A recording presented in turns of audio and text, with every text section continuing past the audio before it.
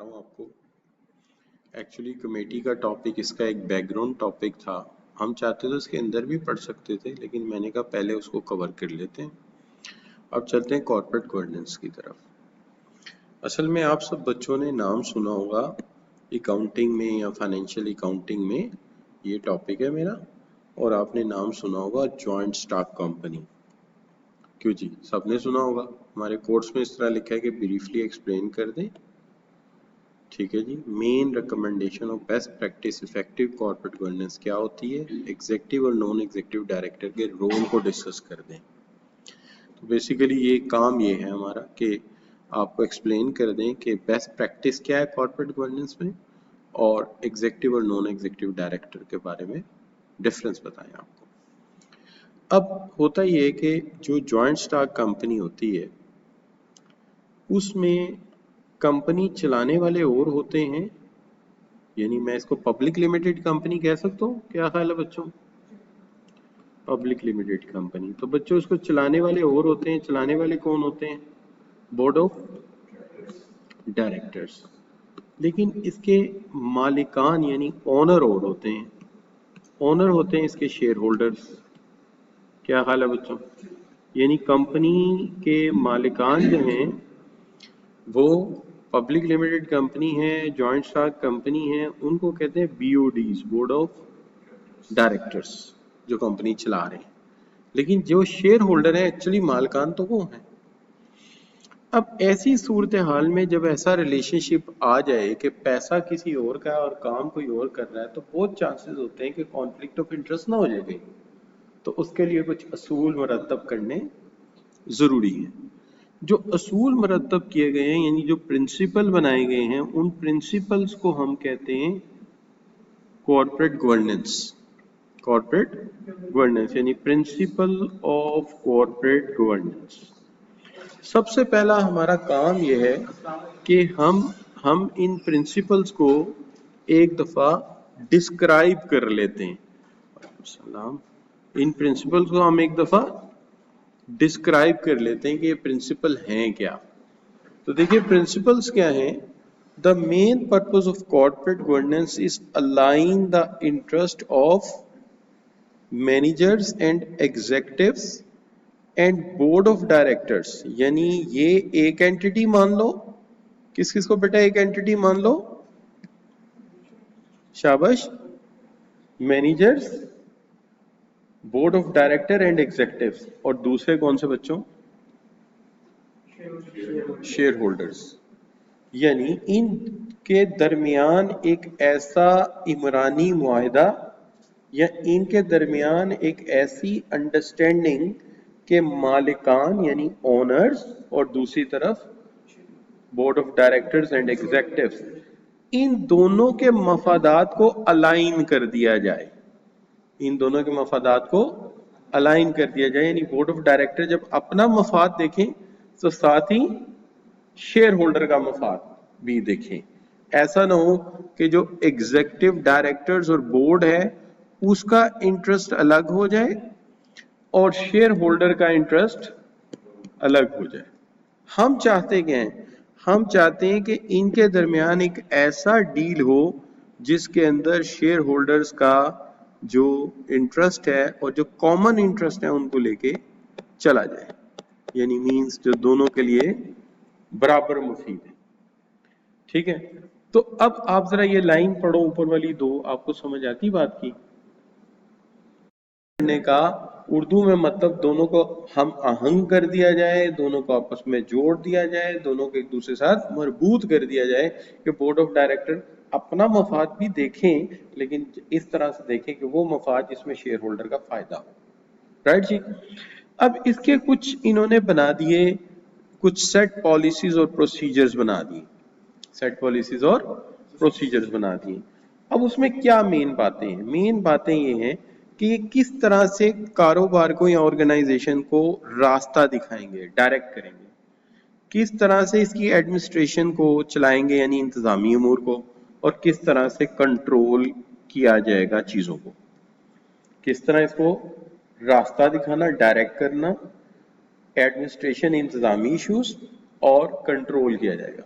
तो उसके बुनियादी तौर पे कंटेंट्स क्या हैं? पहला कंटेंट है अकाउंटेबिलिटी। अकाउंटेबिलिटी में हमें ये देखना होता है कौन किसके सामने जवाबदेह है। तो बच्चों इस सिनेरियो में कौन किसके सामने जवाबदेह होगा?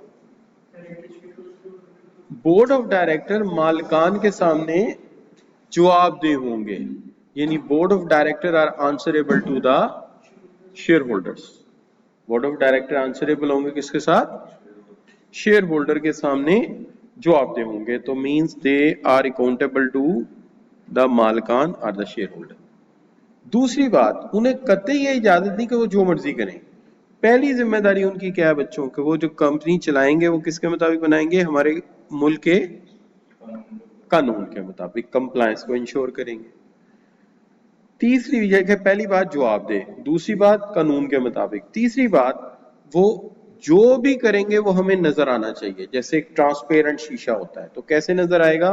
हमें फाइनेंशियल इंफॉर्मेशन मिलनी चाहिए, यानी whatever they do they will provide us complete financial information so we can see that what they are doing.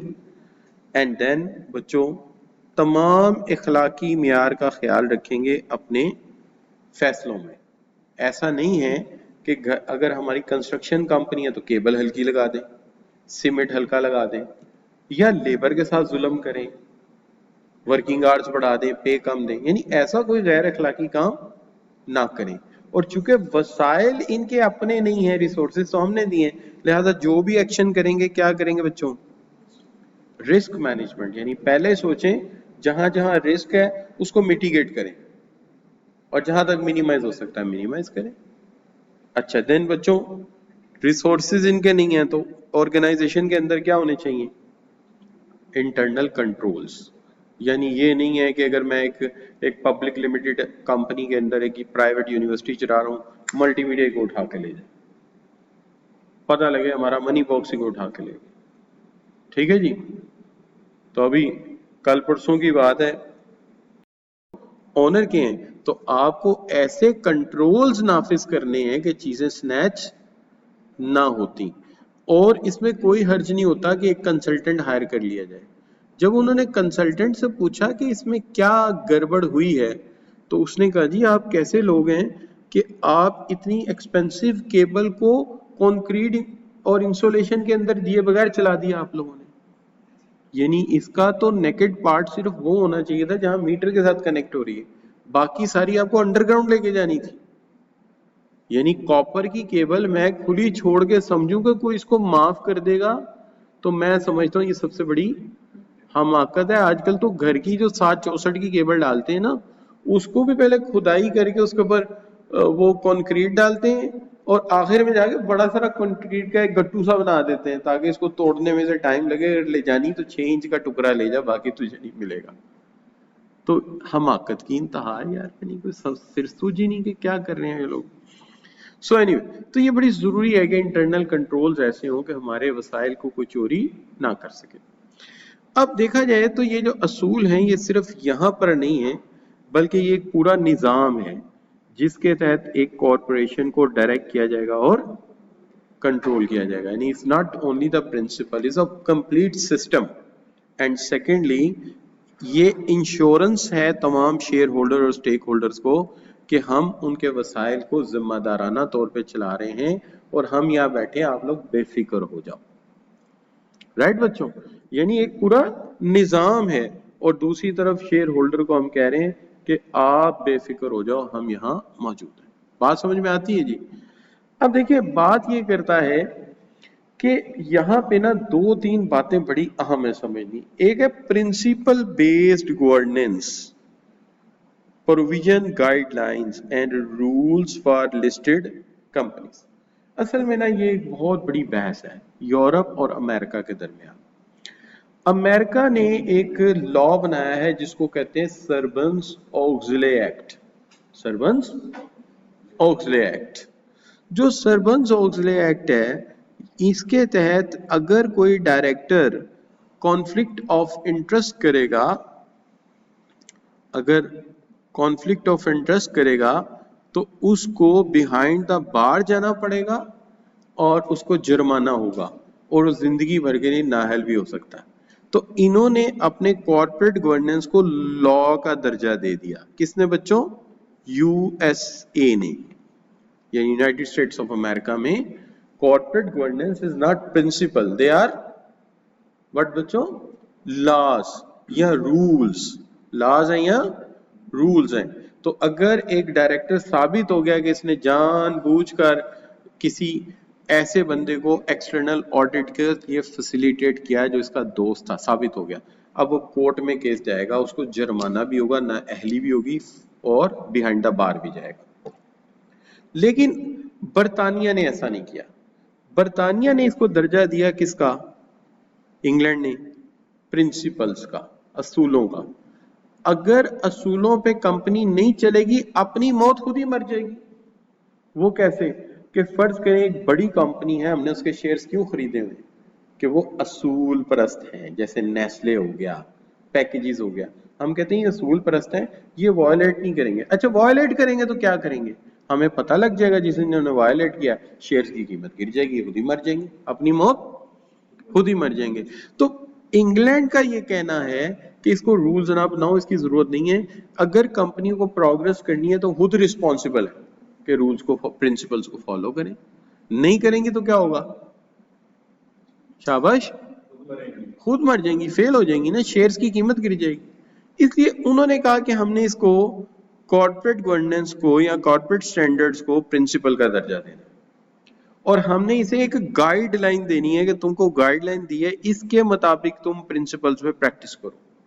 तुम्हें असूल दे दिए यानी प्रिंसिपल, और इसके मुताबिक तुम अपनी कंपनी को चलाओ। नहीं चलाओगे, मरना चाहते हो, तुम्हारी मर्जी, मर जाओ, खत्म हो जाएगी कंपनी। राइट जी, उन्होंने ये कहा। हांगकांग ने इसको फॉलो किया, तो हमने भी इसी को फॉलो किया। इसलिए यहां बात करनी जरूरी है। इंग्लैंड, पाकिस्तान, क्योंकि आपका तो कोर्स ही इंग्लैंड से बसता है, पाकिस्तान, हांगकांग, ये पूरा यूरोप प्रिंसिपल्स, और अमेरिका सर्बन्स ऑक्सले एक्ट, वहां पे ये लॉ का दर्जा रखता है। लिहाजा listed companies on stock exchange must comply with code of courts principle. अच्छा, कोर्ट्स लॉ नहीं कहा, क्या कहा है? कोर्ट्स प्रिंसिपल कहा है। प्रिंसिपल क्यों कहा बच्चों? चूंकि ये लॉ नहीं है, तो लिहाजा हमने आपको एक बेस्ट प्रैक्टिस दे दी है, गुड प्रैक्टिस। अगर तुम फॉलो करोगे ना और इसके साथ तुम चलोगे तो तुम तरक्की करोगे, और अगर तुम नॉन कंप्लायंस करोगे तो फिर तुम सफर भी खुद ही करोगे। लिहाजा हमें इस पर कोई जरूरत नहीं तुम्हें सख्ती करने की, तुम खुद अपनी मौत मर जाओगे, फायदा कोई नहीं होगा।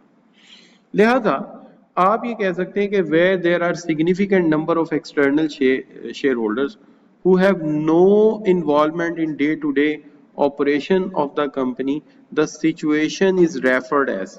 सिचुएशन को क्या रेफर करूं कि shareholder day to day company के मामलात में इन्वॉल्व नहीं हो सकते, उसको बोर्ड ऑफ डायरेक्टर चला रहे हैं।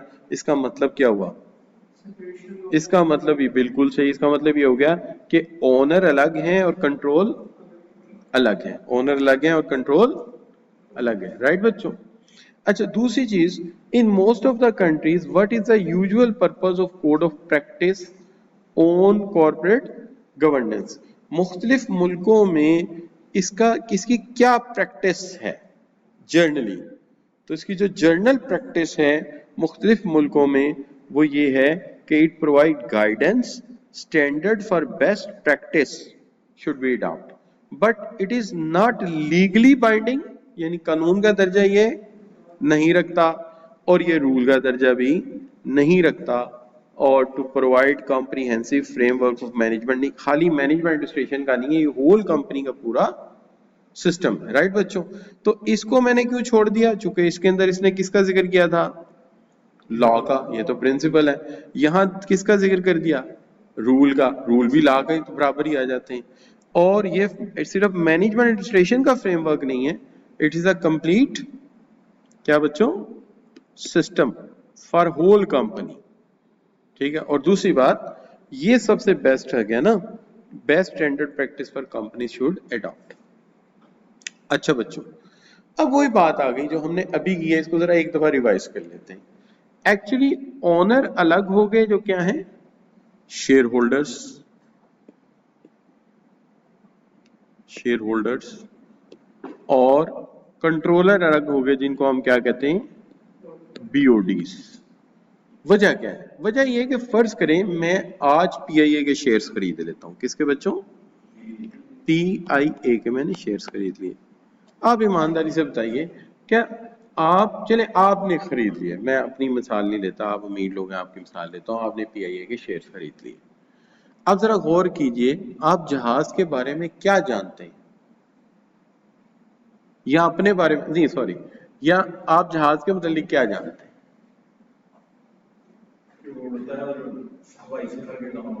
बस इसके अलावा आप कुछ नहीं जानते, क्योंकि इसके अंदर पूरी उसकी maintenance, repair work, aviation principles क्या होते हैं, एविएशन लॉज क्या है, हमें तो नहीं पता ना। लिहाजा इसके लिए वो एक्सपर्ट आएंगे ना जो इस फील्ड के हैं। कोई एयर कमोडोर रिटायर आ जाए, कोई अच्छा कोई aviation commercial pilot licence holder experience person आ जाए, वो चला सकता है, हम तो नहीं चला सकते। लिहाजा कि ये कह लीजिए कि शेयर होल्डर के पास ना तो इसका नॉलेज है और ना इसकी एक्सपर्टीज है, लिहाजा वो इसको चला ही नहीं सकता।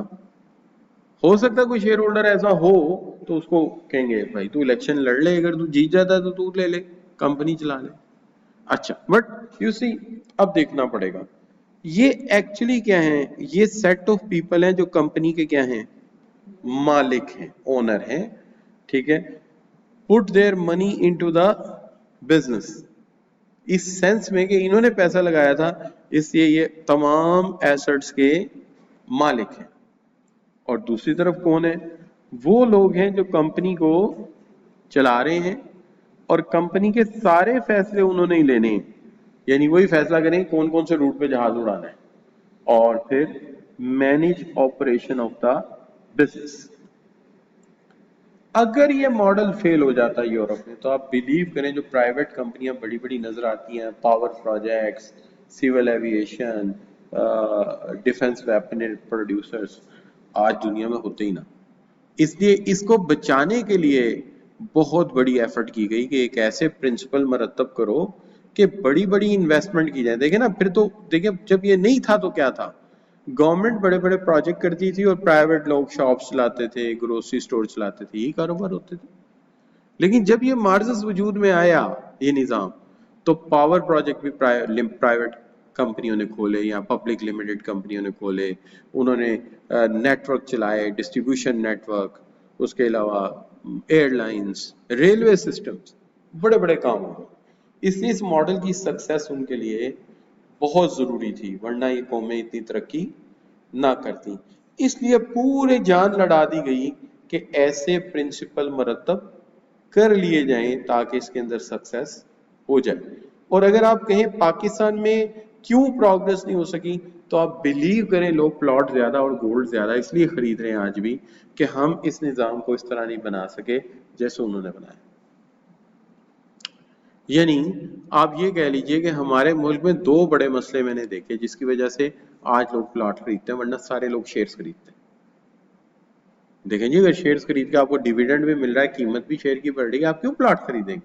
प्लॉट कुछ कमा के देता है, वो तो एंड पे देगा ना 10 साल बाद। आप खरीदेंगे, 20 साल बाद आपका बेटा बेचेगा, तो आपने क्या कमाया?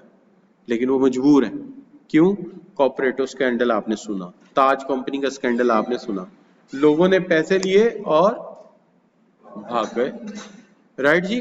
अच्छा बच्चों, फिर आपने एक और सुना होगा, यार ये बड़ी वाइट सी नहीं है चाहे, और आपने एक थे उन्होंने किए, तो मैंने देखा कि उन्होंने फोन किया है अपने ब्रोकर को कि यार ये शेयर ना 12 बजे बेच देना। उसने देखा यार इसको तो पता लग गया है कि इसकी वैल्यू गिरने वाली है, उस कंपनी ने नहीं बेचा, अपने बेच दिए, उसके नहीं बेचे। और बाद में माजरत करके वो सर वो पासवर्ड नहीं चल रहा था, सर ये नहीं हो रहा था, वो नहीं हो रहा था, उन्होंने छोटे इन्वेस्टर को कमाने ही नहीं दिया। और फिर वाज़ वैक्यूम क्लियर खुद क्रिएट किया कि शेयर्स की कीमत शो की बढ़ रही है ताकि छोटा इन्वेस्टर फेंक दे पैसे। जब पैसे फेंक दिए, जानबूझ के कीमत गिरा के शेयर होल्ड उठा लिए। इस तरह के काम किए गए हैं, मैं नाम नहीं लेना चाहता इन लोगों का, तो रिकॉर्डिंग कर रहे हैं, अच्छी बात नहीं। अच्छा, नतीजा क्या हुआ बच्चों? नतीजा ये हुआ कि इन्वेस्टमेंट ने बुरा नतीजा निकला, लोगों ने इन्वेस्टमेंट छोड़ दी। अब कुछ हद तक सिंक्रोनाइज सिस्टम हुआ है, लेकिन अब लोगों को एतबार नहीं। समझ रहे बात को? वरना ये निजाम हो जाता तो आप यकीन करें हमारे पास भी बड़े बड़े बिग जॉइंट होते कंपनियों के, और ये जो हमारी अच्छी कंपनियां जैसे अम्मार टेक्सटाइल है, निशात है, इन लोगों को पैसा दिया जाए जिनको कारोबार करना आता है, तो एक्सपोर्ट की लाइन लग जाएगी हमारी, आइटम नहीं खत्म होंगे, ऐसे ऐसे काबिल लोग बैठे हुए। तो अब बच्चों इट इज अ गाइड, क्या है गेन, क्या है बच्चों, शाबाश,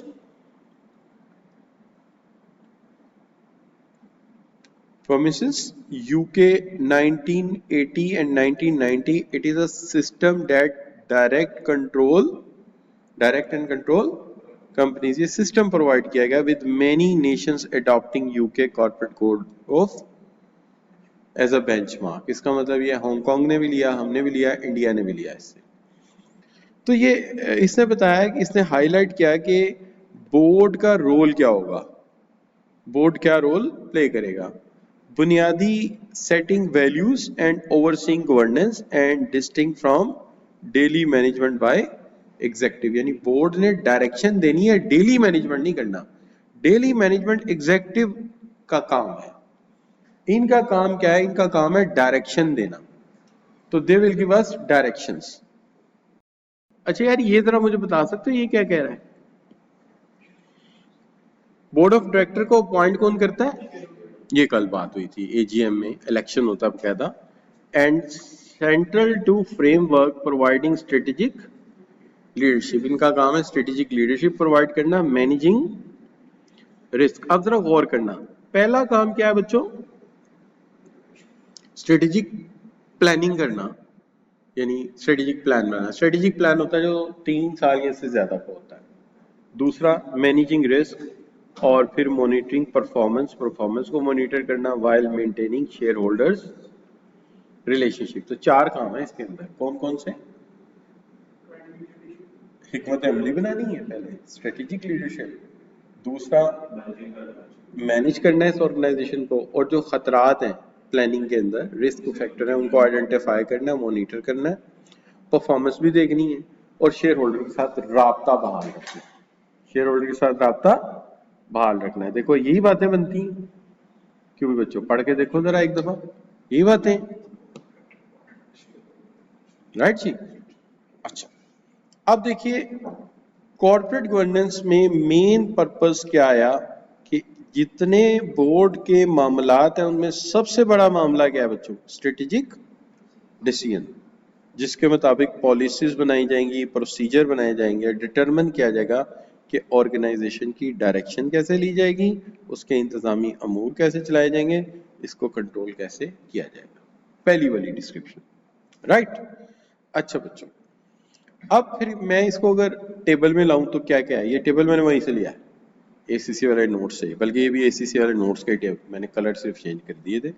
सबसे पहले स्ट्रेटेजिक गाइडेंस, यही पढ़ी हमने, और क्या, रिस्क एंड कंट्रोल, और शेयर होल्डर के साथ राब्ता जिसके लिए रिपोर्ट्स बनाई जाएंगी, और मॉनिटरिंग मैनेजमेंट, वो जो परफॉर्मेंस मैनेजमेंट वाली बात है, वही 4 बातें जो मैंने यहाँ की थी, वही 4 बातें यहाँ टेबल में लिखी हुई हैं, और उसकी थोड़ी सी डिटेल दी हुई है, संभाल लेंगे। अच्छा बच्चों अब separation of ownership and control, ये तो बात हो चुकी है। अब देखिए entities involve in corporate governance, कौन सी एंटिटीज इन्वॉल्व हैं। अच्छा ये देखो, ये तो ये स्ट्रक्चर उल्टा नहीं लिखा हुआ, सबसे ऊपर होते हैं बोर्ड ऑफ डायरेक्टर, यहां क्या लिखे गए, क्यों लिखे गए, चूंकि ये इनको अपॉइंट करने वाले हैं, ये इनके सीनियर हैं, और उससे ऊपर कौन है बच्चों, रेगुलेटरी अथॉरिटी, यानी रेगुलेटरी अथॉरिटी पाकिस्तान में SECP, Pakistan security and exchange commission, security and exchange commission of Pakistan, जहां कंपनी रजिस्टर्ड होती है, जहां उसका कॉन्स्टिट्यूशन जमा करा के आते हैं हम, राइट जी, और शेयर्स वगैरह कितने बेचेंगे इसकी अप्रूवल भी देती है। तो इस बॉडी को मैं क्या कहूंगा, रेगुलेटरी बॉडी, जो हमारी स्टॉक को भी देखती है, स्टॉक एक्सचेंज को। उसके नीचे कौन है, मालिकान, और मालिकान ने किसको अपॉइंट किया है, बोर्ड ऑफ डायरेक्टर्स को।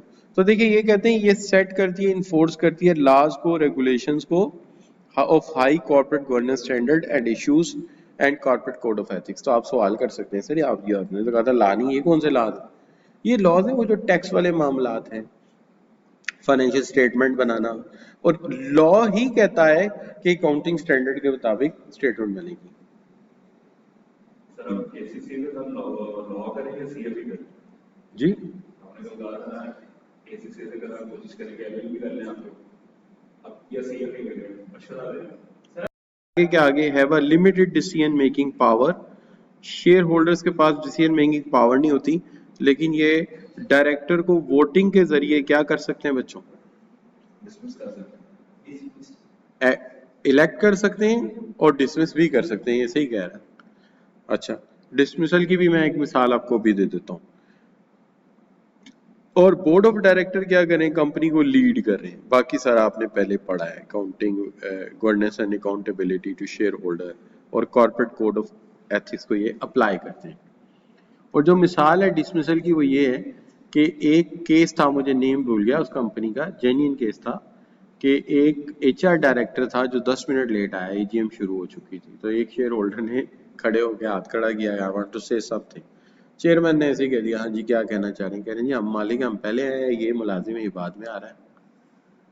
तो उसने सबकी तरफ देख के शेयर होल्डर जो प्रेजेंट थे कि ये बात एजेंडे पे आनी चाहिए कि नहीं, तो रूल ये है कि 10% लोग कहते हैं एजेंडे पे आनी चाहिए तो एजेंडे पे ऐड हो जाएगी। वो ज्यादा नहीं कह दिया, वो एजेंडे पे ऐड हो गई। वो एजेंडा आइटम में जब आई तो वो बात जब जेरे बहस आई तो 51% से ज्यादा प्रेजेंट मेंबर ने कह दिया कि इसको डिसमिस कर दो।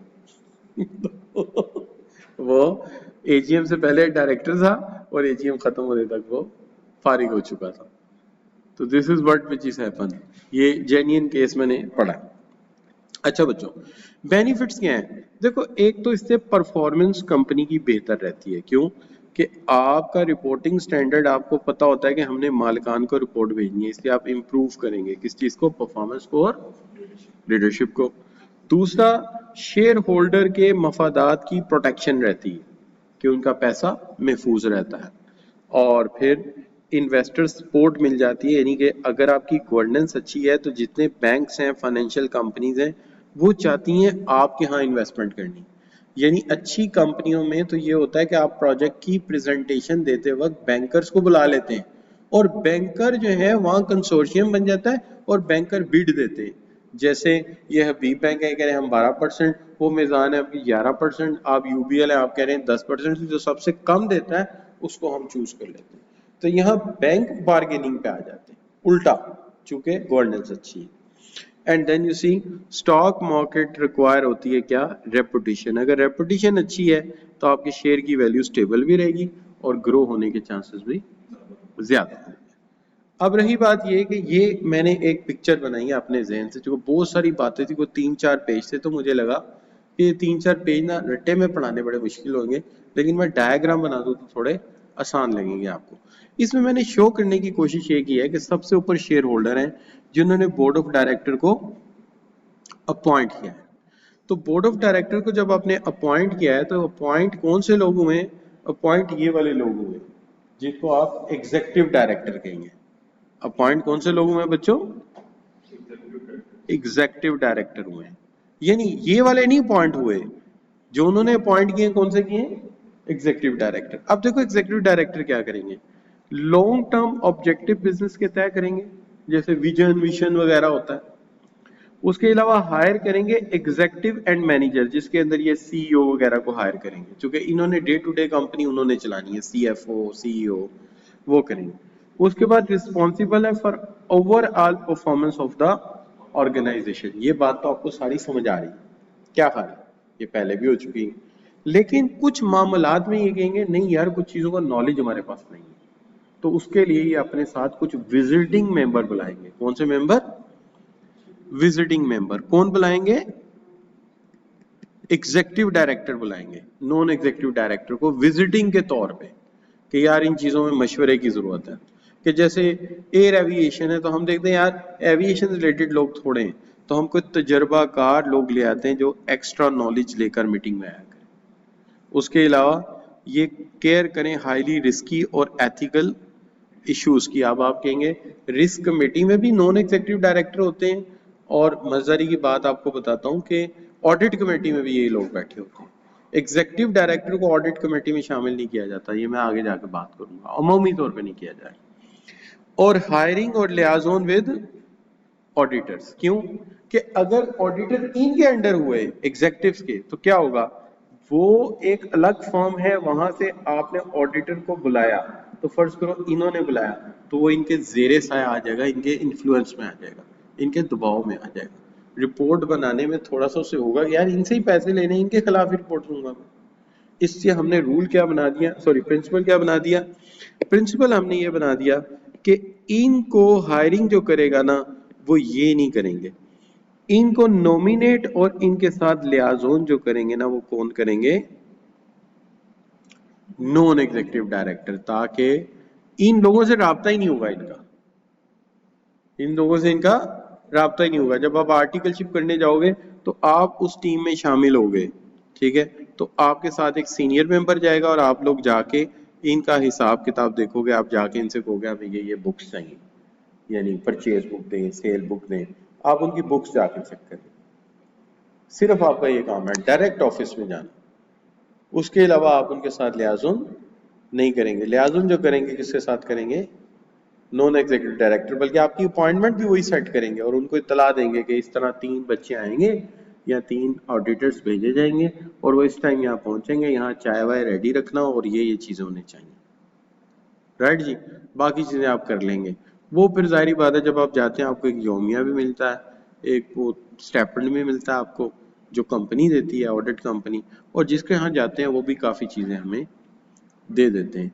मतलब बाज़ औक़ात तो ऐसा होता है कि मैं एक दफ़ा गया था तो मुझे कुछ चीज़ें चाहिए थी, जैसे मैं टी शर्ट वगैरह घर से नहीं लेके गया तो आउट ऑफ सिटी था, तो उन्होंने अपना मैनेजर साथ भेजा। जब मैंने सारी चीज़ें बाइंग कर ली, मुझे आइडिया नहीं था, उसने अपना कार्ड आगे कर दिया कंपनी का कि हम पेमेंट करेंगे।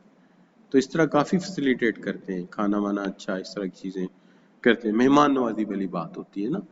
लेकिन फिर भी हम दबाव में नहीं आते, हम काम अपना उनसे इंडिपेंडेंट करते हैं। पेंसिलें वगैरह बेशुमार स्टेशनरी हमारे आगे फेंकी होती है।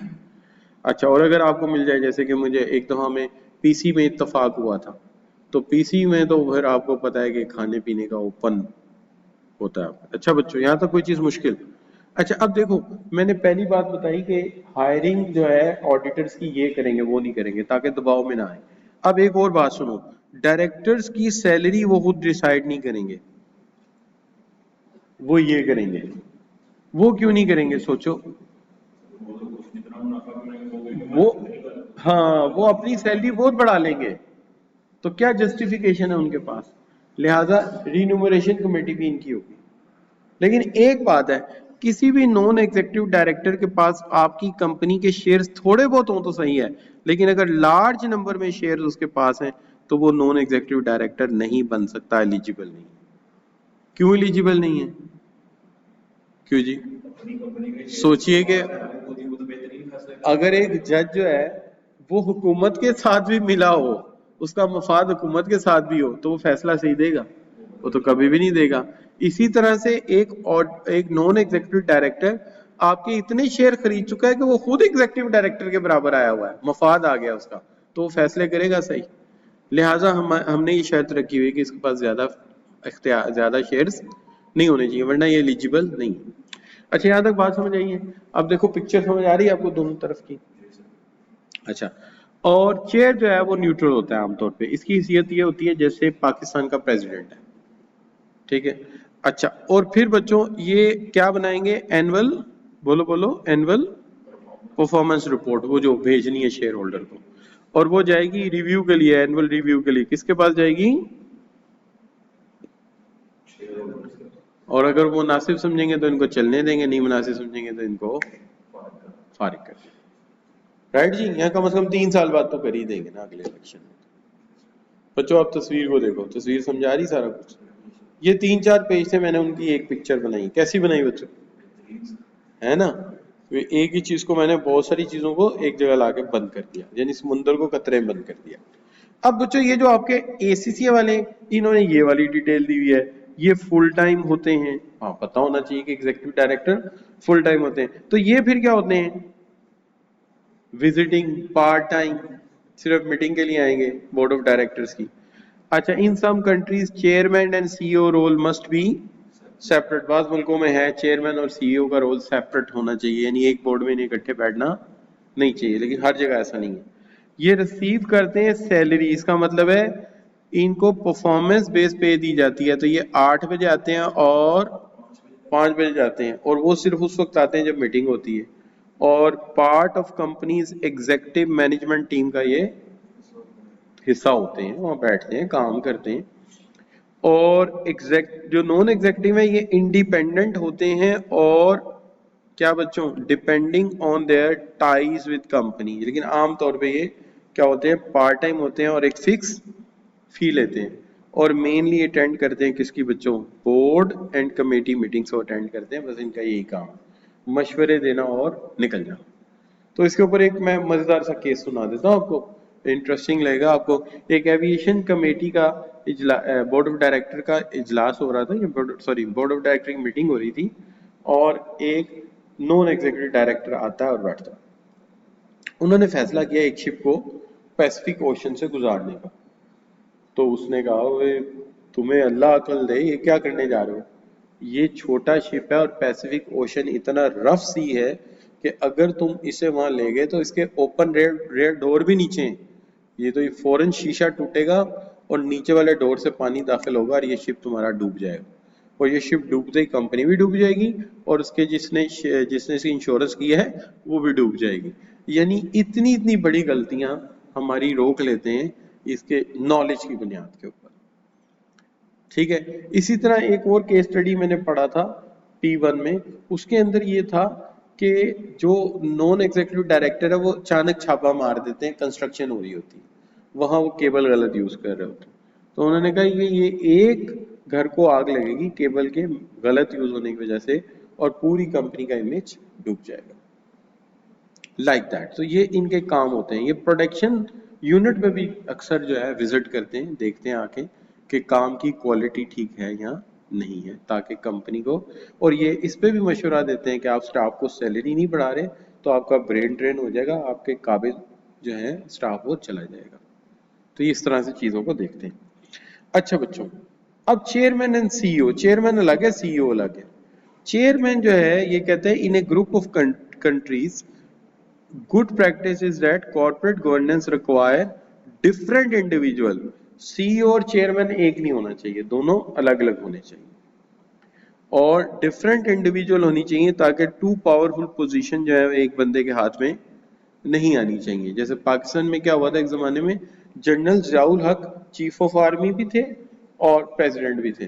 तो वो अपने ऑफिस में आते थे एज अ प्रेसिडेंट, तो सदर जियाउल हक खुद ही एक्सटेंशन लिख के देते थे जनरल जियाउल हक को, और स्टैम्प करते थे हर 2-3 साल 3 साल बाद। यानी सदर जियाउल हक ने फैसला किया है कि जनरल जियाउल हक बड़ा अच्छा काम कर रहा है और बड़ा काबिल आदमी है, और वो खुद ही एक्सटेंशन कर लेते हैं। तो ये काम यहाँ नहीं हो सकता, यहाँ सीईओ अलग होना चाहिए, चेयरमैन अलग होना चाहिए, और basically avoid an individual holding both position from using their power and to dominate the board. अगर ये दोनों पोजीशन एक बंदे को दे दी तो बोर्ड में तो वो बोलनी उसको देगा जिसको मर्जी होगी, क्या हाल। इसलिए दोनों अलग अलग होने चाहिए। राइट बच्चों, अब जरा गौर कीजिएगा, बड़ी मजे की बात करने लगा हूं। Non executive director may lose the independence if related to chairperson or an executive director. अगर ये कोई दोस्त हुआ ना किसी एग्जीक्यूटिव डायरेक्टर का, तो फिर ये इंडिपेंडेंट नहीं होगा, उसकी गलती निकालेगा नहीं। क्या हाल, फर्ज करें मुझे आपने नॉन एग्जीक्यूटिव डायरेक्टर रखा है इस बुनियाद में कि मैं आपका दोस्त हूं, तो आपने तो मुझे अपॉइंट कराया, आप मुझे पैसे दिला रहे हैं, मैं आपकी गलती निकालूंगा? दूसरी बात, हैज रीसेंट एम्प्लॉयमेंट, यानी अभी जॉब छोड़ के गया है, तो अंदर के लोगों से तो उसके ताल्लुकात होंगे, तो इंडिपेंडेंट तो नहीं होगा। और फिर बच्चों, appointed to represent a major, यानी शेयर होल्डर ने अपॉइंट किया है, तो फिर आप जगह जगह उनके मुफाद की बात करेंगे। And then you have served as non executive director for long time से नॉन एग्जीक्यूटिव डायरेक्टर है, तो तब भी आपका इंडिपेंडेंस डाउटफुल है। Become too familiar with the management and reducing willingness to challenge or criticism. ताल्लुकात अब पुराने होते जा रहे हैं, तो इकट्ठे ही चाय पीते हुए हर मीटिंग के बाद, तो अब दिल नहीं करता तनकीद करने। क्या हाल है बच्चों, कि चलो यार जान दो, बट सब अपने ही बंदे है ना बच्चों। अच्छा, ये सवाल दे रहा देखना, which of the following would make non executive director of a company unsuitable for this role?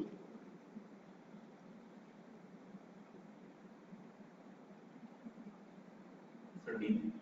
क्या? The person hold large number of companies shares, तो बहुत सारे शेयर्स इसके पास हैं, तो फिर इंडिपेंडेंट कहाँ हुआ? फिर तो ये खुद एग्जीक्यूटिव पोजीशन पे आया हुआ। क्या हाल है बच्चों? अरे सऊदीया में ये बड़े मजे की बात है कि जो होता है ना मनसबदार, यानी आई मीन से जज होता है, उसको हुकूमत से तनख्वाह नहीं देती। यानी गवर्नमेंट ऑफ सऊदीया नेवर पे टू आ जज। जज को हमेशा पे करने के लिए उन्होंने एक महकमा औकाफ बनाया हुआ है, उसकी फंडिंग वो तो कर देते हैं इकट्ठी, लेकिन महकमा औकाफ उसको अलहदा तनख्वाह भेजता है ताकि अगर गवर्नमेंट के खिलाफ केस आ जाए तो जज को कोई दबाव ना हो। मैं इनसे लेके थोड़ी खाता हूँ, ठीक है? तो ये बहुत बड़ी अच्छी चीज है। क्या हाल है बच्चों? अच्छा जी, अब देखिए कि क्या कहना चाहता हूँ, role of non executive director. Non executive director हमेशा एज में जरा बड़ा होगा, किससे बच्चों? एग्जीक्यूटिव डायरेक्टर से। ये मैंने जानबूझ के तस्वीर ऐसे बनाई ताकि आपको पता चले कि उसके पास क्या ज्यादा होगा, तजर्बा। और दूसरी बात, आप एक ही जगह पे रहोगे तो आपका एक्सपीरियंस एक जैसा रहेगा ना? क्या ख्याल है? कुएं का मेंढक यार, एक ही जैसा नॉलेज रहेगा।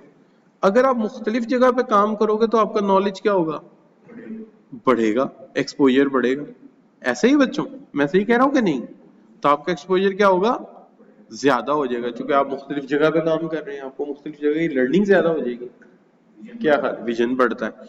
बल्कि अमेरिका में तो एक बड़ा मजे का कानून है इसके ऊपर, और वो कानून पता है क्या है? If you got your bachelor degree from a university you maximum can get masters. तीसरी डिग्री वहां से करेंगे तो हम एक्सेप्ट नहीं करेंगे, बेशक उसके लो रैंक की यूनिवर्सिटी से करें, तीसरी डिग्री आपकी किसी और जगह से होनी चाहिए। क्यों? क्योंकि एक ही जगह नॉलेज हासिल किया, उसी जगह नॉलेज का अप्लाइड साइंस पढ़ा और उसी जगह रिसर्च हो गई, तो ये तो थॉट ही एक होगी। इसी तरह प्रोफेसर को 3 साल बाद कहते हैं कि बेकार हो जाएगा अगर रिसर्च गर्मियों की या सर्दियों की छुट्टियों में जाके किसी और यूनिवर्सिटी में नहीं करता, तो वो यूनिवर्सिटी दोबारा उसे अपॉइंट नहीं करेगी। इसका मतलब यह है कि ये इधर ही बैठा रहता है, इसको और कुछ नहीं आता, ताकि नॉलेज एक स्टेट में ना रहे, वो मुख्तलिफ जगह फैल जाए। तो इसलिए हम जो बाहर के लोगों को लेके आते हैं ताकि वो बाहर का नॉलेज ला के हमें दें, ठीक है? एंड मॉनिटर मैनेजमेंट, इनका काम ये एक्ट करते हैं क्या? Best interest and review performance and क्या बच्चों? क्रिटिसिज्म, तनकीद करते हैं ये लोग, और शेयर होल्डर के मफाद का तहफुज होता है इस तरह। ओवरसी करते हैं रिस्क मैटर को, कि जहां effectiveness of risk and control के कोई खतरा है तो बताओ, और इंश्योर करते हैं फाइनेंशियल इंटेग्रिटी के, इंडिपेंडेंटली रिव्यू करते हैं जहां कोई प्रिवेंट करते हैं मिस रिप्रेजेंटेशन को, जहां हम फाइनेंशियल स्टेटमेंट में थोड़ी सी भी मिस रिप्रेजेंटेशन करेंगे ये पकड़ लेंगे कि भाई ये कहां से आ गई। यानी फाइनेंशियल स्टेटमेंट में भी कुछ प्रॉब्लम हम कर सकते हैं ना, जैसे विंडो ड्रेसिंग कर सकते हैं हम। यानी 2 महीने रह गए हैं तो जरा स्टेटमेंट को थोड़ी लाइबिलिटीज कम दर्ज करो, और यार आखिरी 1-2 वीक में भी अगर लाइबिलिटीज कम कर दूं तो मेरी स्टेटमेंट को ऊपर नहीं चली जाएगी? वक्ती तौर पे तो शेयर होल्डर मुतमिन हो जाएंगे एजीएम में, तो साल के लिए नौकरी तो बच गई ना, बाद में मैं अगले महीने एडजस्ट कर दूंगा उसे। क्या ख्याल है? ये तो आप जानते हो कि 15 दिन पहले चेक प्रेजेंट हो सकता है बैंक में, तो वो चेक प्रेजेंट होते ही एसेट्स में ऐड हो जाएगा, और मैं जिन जिन से पैसे लेने हैं उनको कहूँ यार तू मुझे पोस्ट क्रेडिट दे दे लेकिन चेक कभी दे दे, और चेक लेते उसको मैंने एसेट्स में ऐड कर दिया। तो इस तरह की चीजों को ये देख लेते हैं। देन ये सर्व करते हैं एज अ की ऑडिट और रिन्यूमरेशन कमेटी को।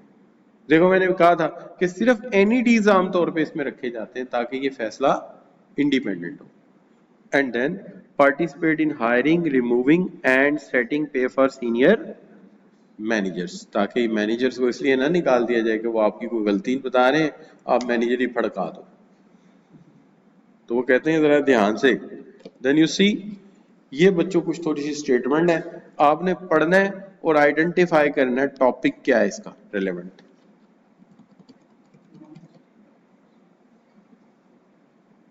जल्दी जल्दी कर लेते हैं यार। पहली बात ये है, director provide independent judgement and challenge executive management. कौन होंगे? इस system ensure accountability, transparency and fairness. क्या होगा? Corporate governance. These director involve daily management and receive salary. Executive director, आप जेन में रखना है कि जितने स्टेटमेंट मैं लेता हूँ ना एसीसी के नोट्स में से, ये एक्चुअली इन्होंने बाद में एमसीक्यूज बना देने हैं। यानी आपको ऑप्शन मिल जाएंगी लेकिन बनेगा ही नहीं पॉइंट से, ठीक है। And this benefit reassure investors by protecting shareholders right. ये क्या? Shareholder protection. And then requirement is enforce by stock exchange through listing rules, stock market requirement, जैसा मैंने SECP का हवाला दिया था पाकिस्तान का, राइट बच्चों। Which of the factor most threaten the independence of a non-executive director? जी बच्चों, क्या? Holding big amount of shares, right. ये सवाल काफी दफा आया इसलिए मैंने रिपीट कर दिया। वो एक बीपीपी में था, एक कैपलाइन में था, 2 दफा आ गया फिर वो। What is the primary objective of corporate governance code? Primary objective क्या है बच्चों? नहीं, रूल तो है ही नहीं ना। क्या बच्चों? That is the control daily operations. क्या है? क्यों जी? Executive manager. हाँ, क्या होगा बच्चों? बेस्ट प्रैक्टिस बताएंगे कि ये बेस्ट प्रैक्टिसेस हैं, राइट बच्चों। नो प्रॉब्लम जी। Why separation of ownership and control common in large companies? ये कॉमन क्यों है लार्ज कंपनीज में?